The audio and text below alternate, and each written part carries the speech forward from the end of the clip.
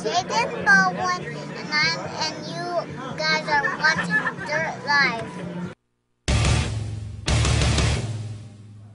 Hey, welcome back to Dirt Live. We're here with our special guest, Rob McCachren. Rob, welcome to Dirt Live. Thank you. Thanks for having me, George. You know, congratulations on your race win this weekend in Phoenix. Yeah, it was great. You know, Mike Jenkins, the owner of Traxxas, you know, he brought me in to drive one of his trucks there, and you know, I couldn't wait to get there. And racing back in front of you know, a lot of fans right there in a closed, captured audience was awesome. The event was awesome. You know, Robby did a great job putting it all on, and you know, we ended up coming away with the win, so that it made it extra special.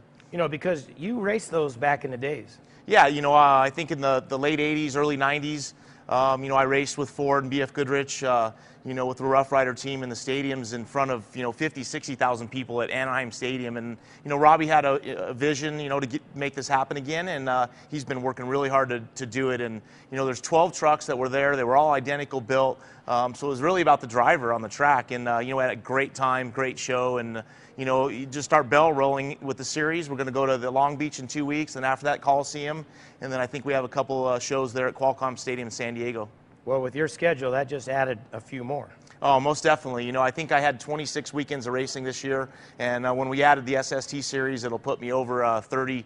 I think we're about 35 races that I'll end up doing this year. So, but it's what I love doing. It's where I made my bed in racing, and you know, it's what I want to do. So I couldn't be happier right now. Well, we're here in Team Ford in Las Vegas, your hometown. So let's talk about Rob McCachren at 16 years old. Well, you know, basically that was when I got started off-road racing. You know, my dad had raced buggies in the early 70s. When I got close to 16 years old, he ended up buying an off-road buggy shop here in town. Now it's called Nevada Off-Road Buggy. And I instantly had a job, I believe at 14 years of age. And ended up, between he and I, we ended up building a little play buggy together. And we'd go out in the desert here, Nels Dunes, and drive it around. And he became part owners with that buggy store with Butch Dean. Butch had a 1-2-1600 car over there that was all apart. It used to be the Gerke, Robby and Billy Gerke's. It was their dad's car at the time, and they were just little babies. But you know, my dad and he ended up going and buy that car for I think $6,000, and you know, that was the beginning. My first race, we'd raced together. You know, he started, did the first 2 laps, I did the last 3, and I ended up being faster than him, and he said, that's it, I quit, you know. He'd been doing it for many years, and I was quicker right away. So that was the beginning. I quit playing sports and, you know, went head in to off-road racing. It kind of launched your career, and I know you went on to race from that point on.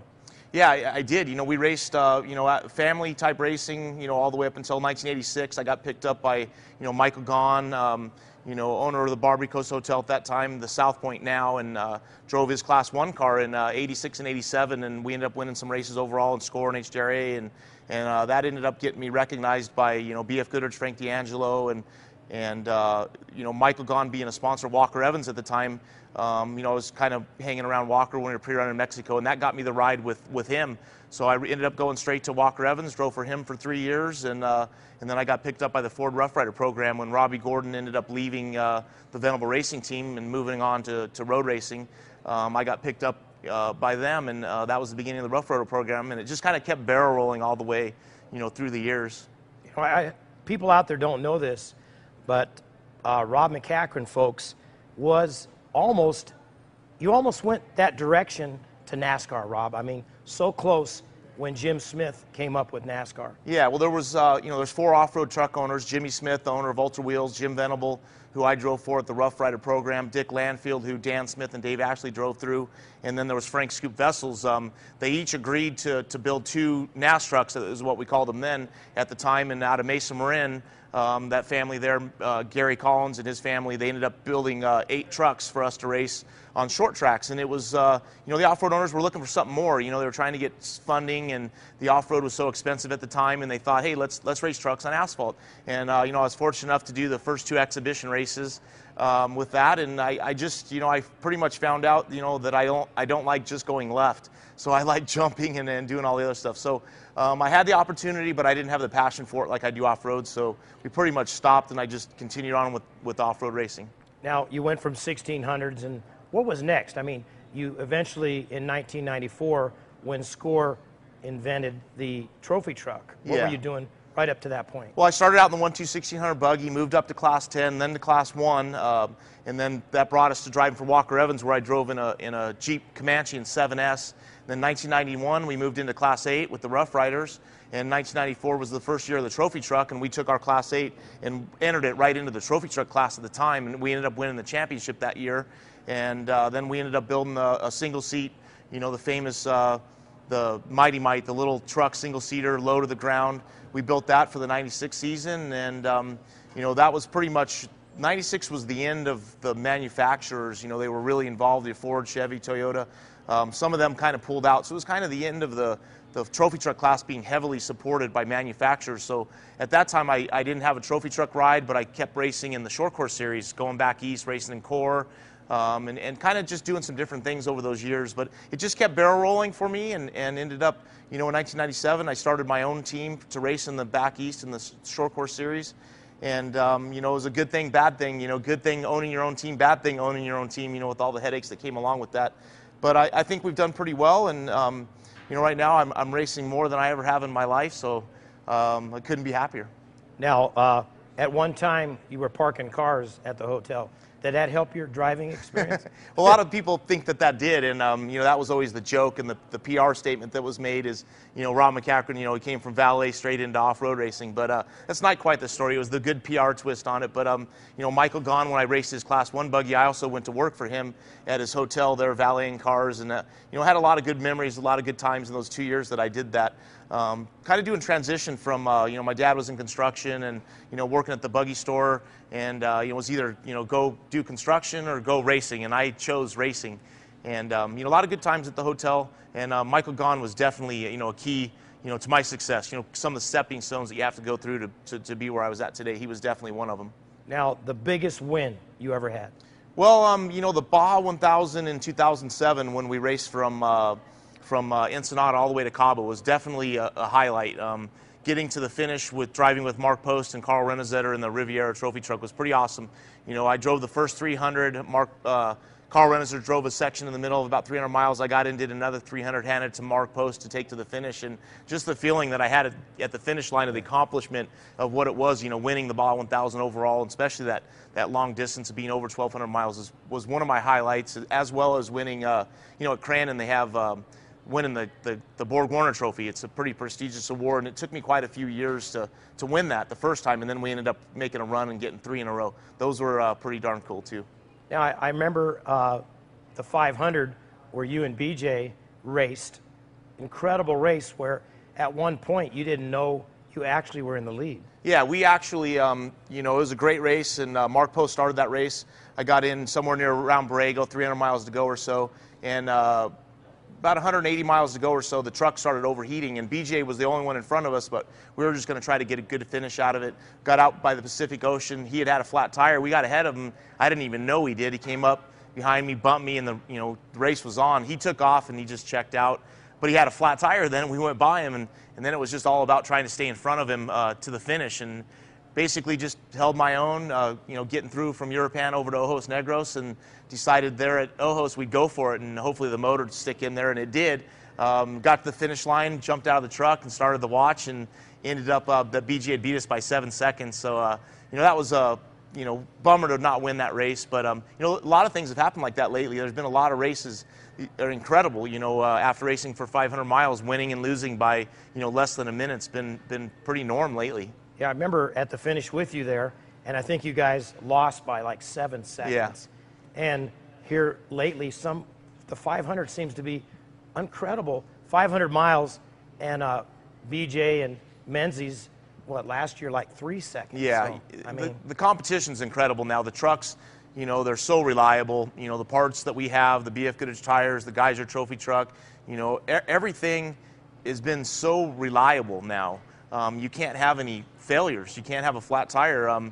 You know, last Best in Desert race last year, Silver State, you know, Robby, Gordon, BJ, and myself, the three of us were within, I believe, 24 seconds from first to third. So, you know, it's become a lot of these races become a sprint race, and it's mainly because the trucks are so reliable. You got to drive them hard, and you can't have any issues. well, you know, you do everything. I mean, so you're racing, even sometimes your 1600 car just for fun. But so you're racing torque, back east, Lucas Oil, and then what do you like best? I mean, what is the most fun?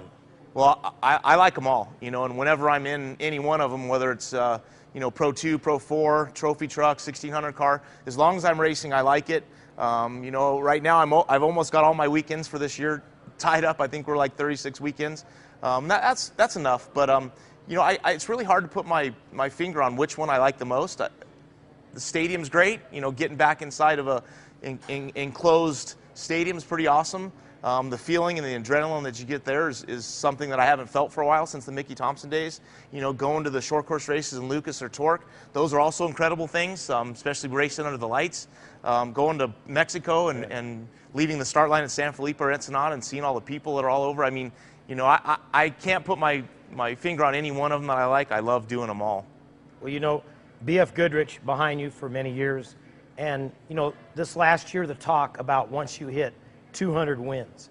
And let's talk about that. Yeah, it was definitely, you know, a thing that we like to do. You know, you want to get as many wins as you can, but I've never been one for counting. You know, you ask me how many championships have you got, and, you know, I know I'm over 20. You ask me how many wins that I've got, and, you know, on BF Goodrich tires, we're over 200. You know, as a whole, from 1982 when I started, we're in the 260, 270 range of wins. But, you know, somebody just started trying to count again, you know, like, where are you at? And I'm like, I don't want to count. I'm just doing my job, doing my deal, and, you know, we'll worry about all that later when I'm sitting on the rocking chair or something. Then I'll worry about, you know, what did I do? But right now it's all about, you know, winning races for the people that back me, whether Rockstar, you know, BF Goodrich, Makita in the short course, Traxxas, you know, they've been a great supporter of mine in the Torque series, and then also the new SST. You know, I want to win it for them. I've been doing this, you know, so long. It really is about winning for me and winning championships. Not really doing it that much for fun, although it is my job, it is my hobby. It's really everything to me. It's my life. So, you know, I'm just fortunate to do it. I couldn't be in a better place right now, and having a lot of good people behind me and a lot of great sponsors behind me also. Now, speaking of championships, I know last year I was at La Paz waiting for you, and that was I mean, you had to finish 12th or better to win the championship. Yeah. That was crazy. Yeah, no, it was definitely, you know, we thought it was, you can never say they're easy. You know, you start thinking you've got this race won, and, you know, until you cross the finish line, you know, it's not over. And I've learned that. And I've had many times, you know, where, you know, I've been within a mile of the finish line and had a ring and pinion break at the Baja 500 years ago in the 90s, and we weren't able to get it across the finish line because we weren't able to push the truck. You know, I've broke within a mile of the start line, Baja 1000 from when it started in Tijuana. We didn't even get off the asphalt, and we ended up blowing the motor. And that race was, you know, a very long one because it was going all the way. You know, it was Tijuana to Ensenada. So I broke within a mile of the start line. I broke within a mile of the finish line. I've lost a championship where all we had to do in the score series was finish 35th or better, and there wasn't even 35 cars, so it was a lock just as long as we finished. Yeah. And that was for the overall championship, so we lost that one. This one last year that we pretty much thought there was no way that we'd lose that, and it happened. And you know, that's the great thing that keeps us coming back, is, you know, you want to accomplish that. And when those things are taken away and you lose them, it takes a whole nother year to have that opportunity to win that championship. You know, it's because, like, San Felipe, you're the man. I mean, 2 years in a row, and this year, just close. You know? Yeah, no, and every year the competition is getting tighter. And I told my guys at the finish line, you know, we ended up, you know, I had a unfortunate flat. We hit a rock. We had a little bit of downtime there. Our fuel stop went a little bit long, but I'm only talking minutes here. And you know, I told my guys at the finish, you know, if I'd have had this same exact race the last 2 years that we won, we would have won this one too. But, you know, the pace just picked up. The trucks are getting more reliable every year. And, you know, it was a tough one. I thought we had a great race, and we ended up coming away from third, you know, which is super happy with that. You know, we had a brand new truck, a brand new Geyser truck. You know, we've had it for about 3 weeks before. We put some test miles on it, and, you know, finishing on the podium the first time out was definitely an accomplishment, although we would like to win them all. But we should be happy with being on the podium, and we're definitely in the points championship. Yeah, I talked to Rick Geyser Saturday at the HDRA race, and he is pumped having you and Steve Olliges both in his brand new trucks. Yeah, both Steve and I, You know, we have, I believe it's the 36th and 37th Geyser pickup truck that's come out of his shop, and they're beautiful. And every time that, you know, another one's built, they just keep refining them, making them better and better, you know, as they go. And it's quite a testament to the Geysers and how you can basically, I say, my analogy is you can get them off the showroom floor and go and race and be capable of winning right away. So, you know, definitely, you know, his whole package is spot on right from the beginning. You know, the NASCAR guys, you know, like Kyle Busch and Kurt, such a schedule all week with things to do. Now with you, an owner, the driver, it's pretty much the same schedule. Yeah, most definitely. You know, be careful what you wish for. You know, I want to race every weekend, and now I'm doing it. And I can tell you, it's a lot of work, and I'm running. You know, I'm going to test. You know, every other week I've been testing short course, whether it's for the Torque Series, for the Lucas Series, testing desert, and let alone just all the logistics that I have to do with my own team racing in the Lucas Series and the Score, and you know, we'll do 3 of the best in the desert races in my own truck. But you know, it's a lot of work. It really is. But you know, I guess it's better than getting up and doing 9 to 5. So, is there any other?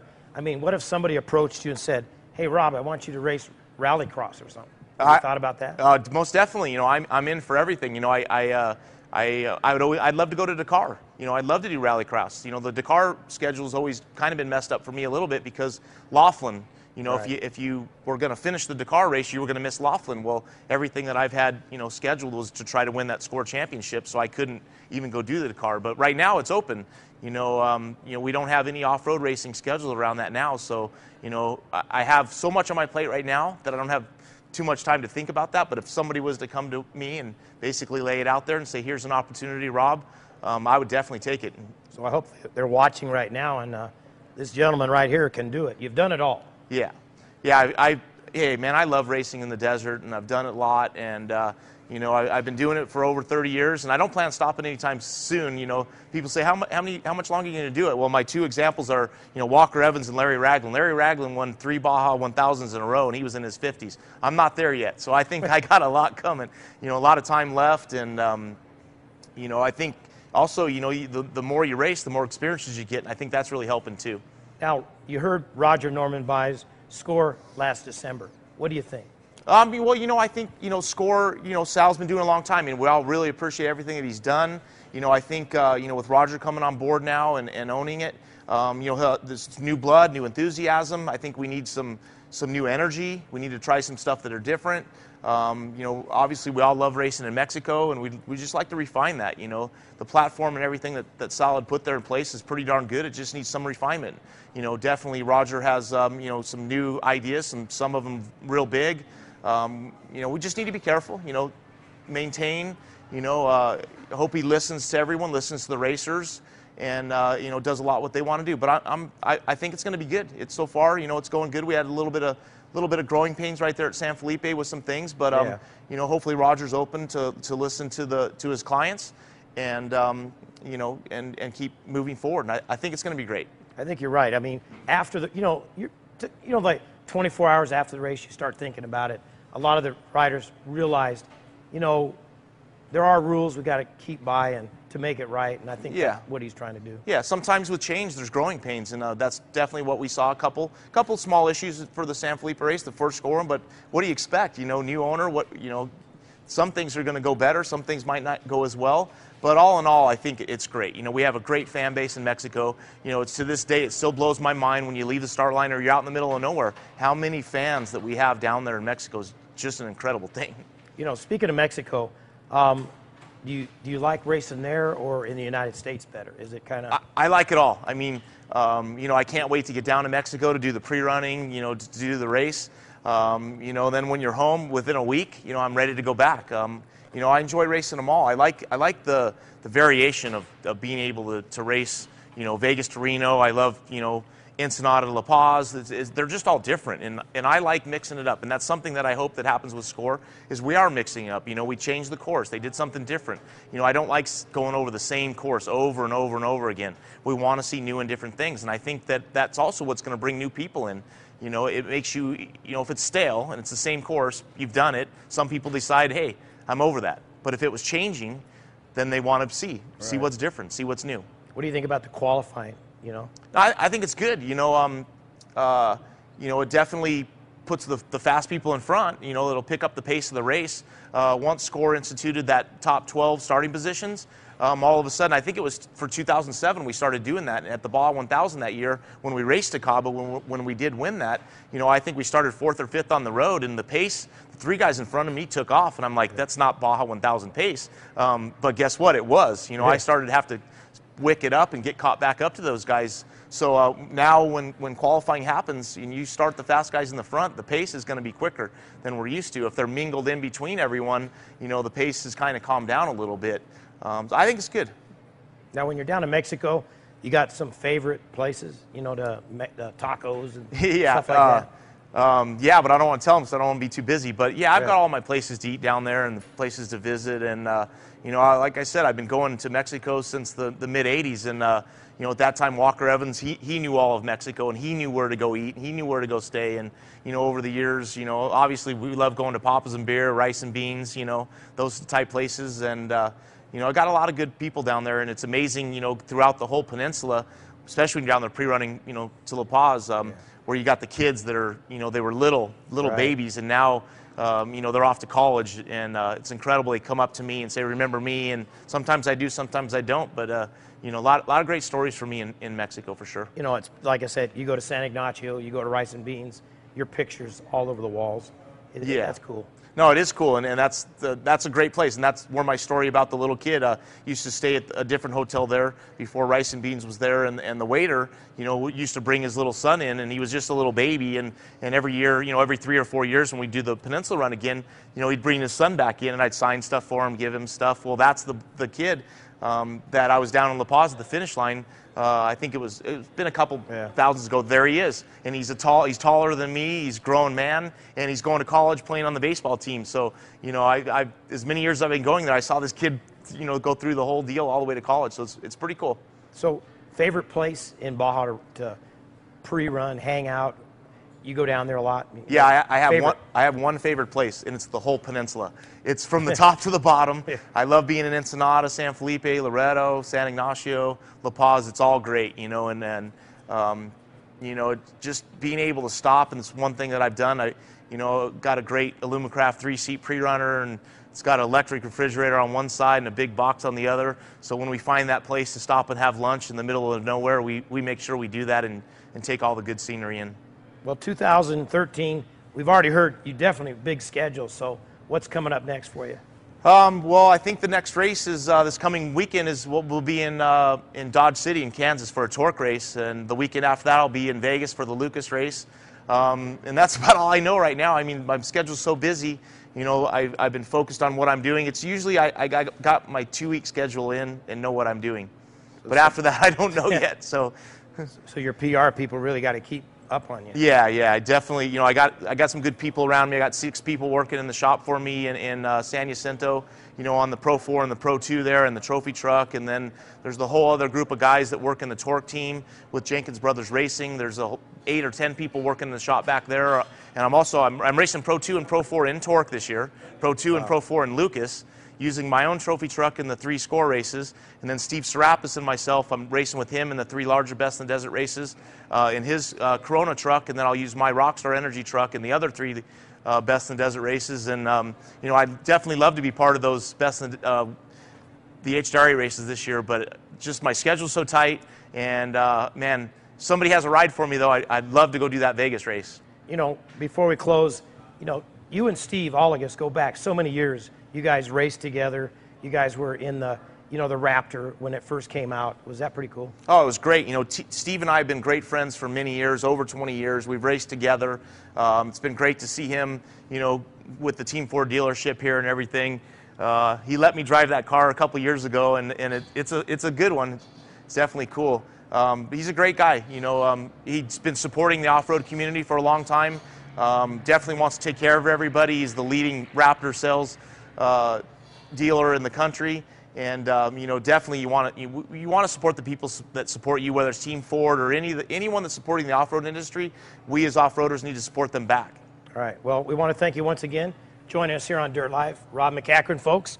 When we come back from this commercial, we're going to be joined by that guy he was just talking about, Steve Olliges. Stick around. Dirt Live, promoting racers one interview at a time.